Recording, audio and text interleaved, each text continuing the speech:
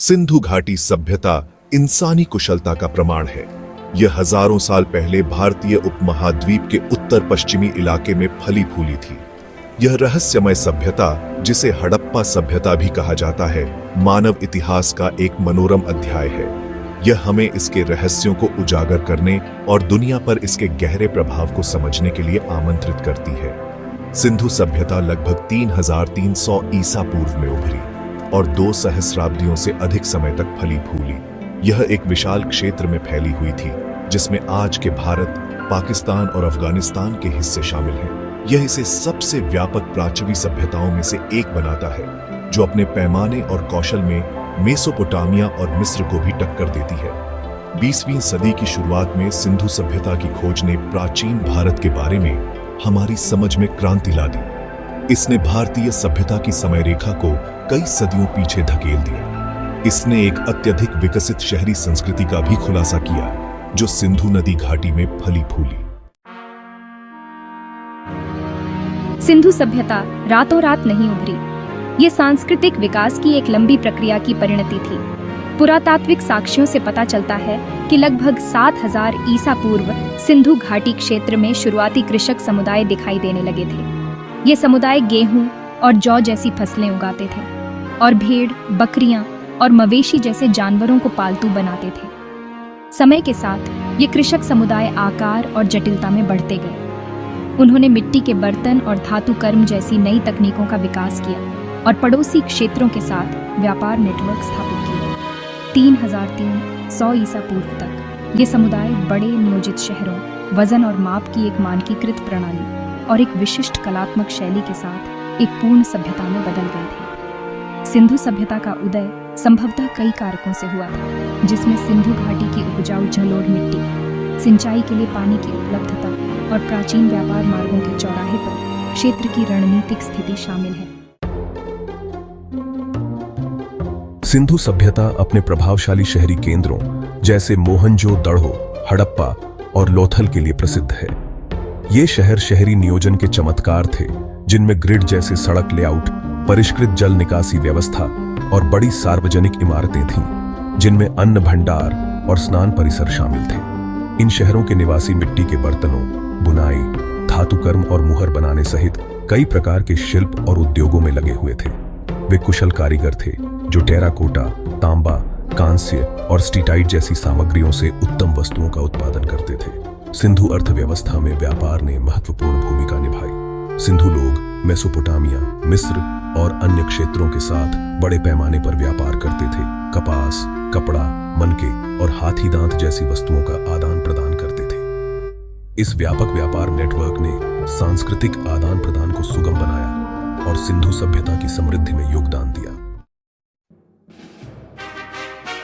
सिंधु सभ्यता की शहरी योजना और वास्तुकला उच्च स्तर के परिष्कार और इंजीनियरिंग सिद्धांतों की गहरी समझ को दर्शाती है।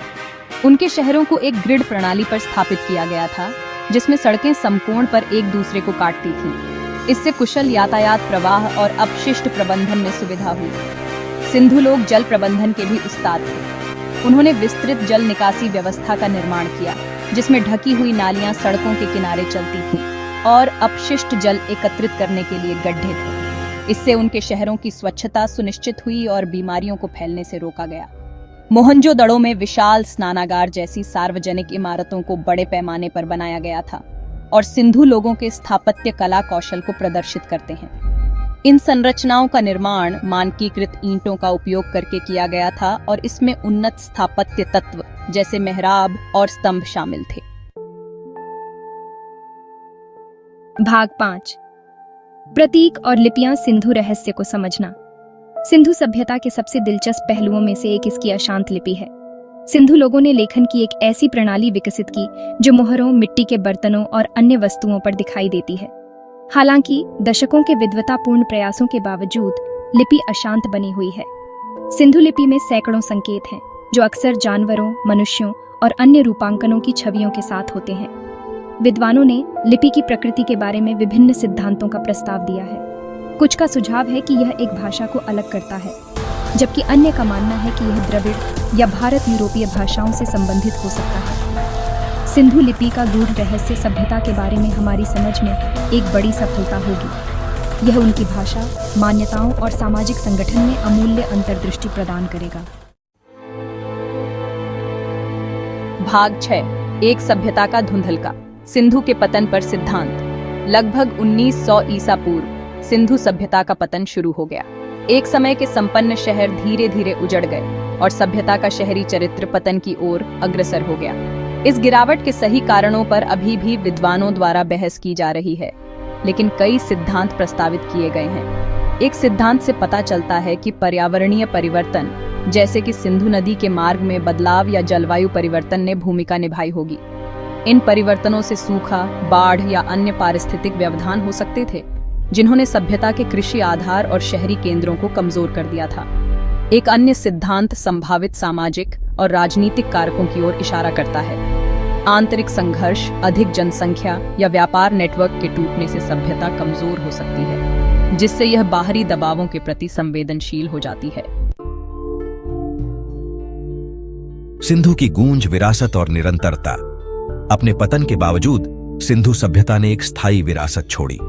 इसके कुछ तत्व, जैसे इसकी शहरी योजना, जल प्रबंधन तकनीक और कलात्मक रूपांकन, भारतीय उपमहाद्वीप में बाद की संस्कृतियों को प्रभावित करते रहे। नियोजित शहरों की अवधारणा, उनके ग्रिड जैसे सड़क लेआउट और परिष्कृत जल निकासी व्यवस्था बाद के भारतीय शहरों में फिर से दिखाई दी। ईंट बनाने की सिंधु परंपरा और मानकीकृत मापों का उपयोग भी बना रहा। इसके अलावा कुछ सिंधु धार्मिक प्रतीक और रूपांकन, जैसे कि गेंडा और पीपल का पेड़, बाद के भारतीय धर्मों में प्रतीकात्मक महत्व रखते थे। सिंधु प्रभाव, सांस्कृतिक सूत्रों का पता लगाना। सिंधु सभ्यता के प्रभाव का पता बाद की भारतीय संस्कृति के विभिन्न पहलुओं में लगाया जा सकता है, जिसमें धर्म, कला और शिल्प परंपराएं शामिल हैं। कुछ देवताओं की पूजा, जैसे कि देवी माँ और बैल, की उत्पत्ति सिंधु काल में हुई होगी। सिंधु कलात्मक शैली, जो अपने प्रकृतिवाद और विस्तार पर ध्यान देने की विशेषता है, ने बाद की भारतीय कला को प्रभावित किया।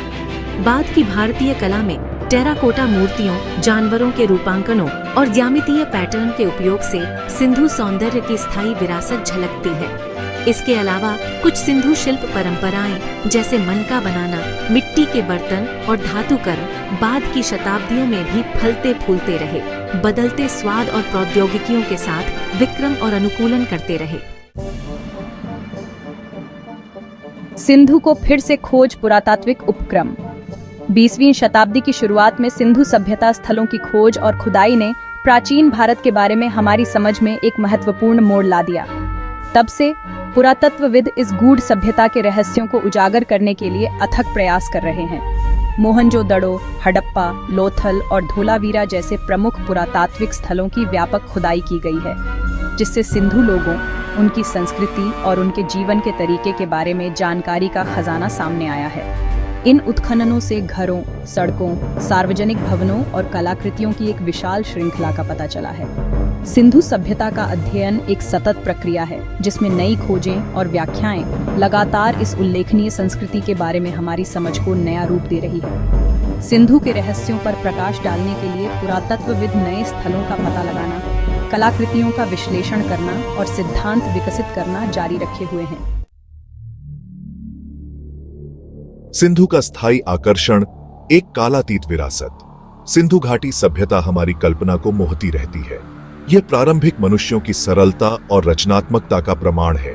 इसके सुनियोजित शहर, परिष्कृत प्रौद्योगिकियां और गूढ़ लिपि हमें आज भी परेशान और प्रेरित करती है। सिंधु सभ्यता की विरासत अपनी भौतिक संस्कृति से परे है। यह मानव इतिहास में एक अनोखे अध्याय का प्रतिनिधित्व करता है।